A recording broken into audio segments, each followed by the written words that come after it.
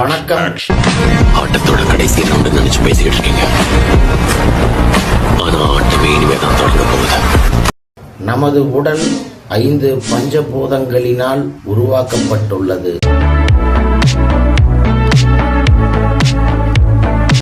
நிலம், நீர், காற்று, ஆகாயம், நெருப்பு.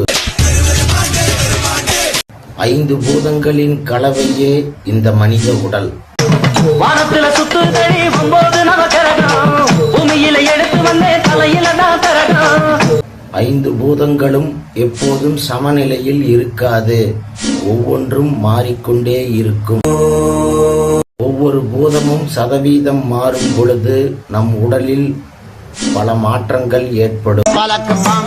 தியானம், தவம் செய்வோம், மகிழ்ச்சியாக வாழ்வோம். நன்றி, வணக்கம்.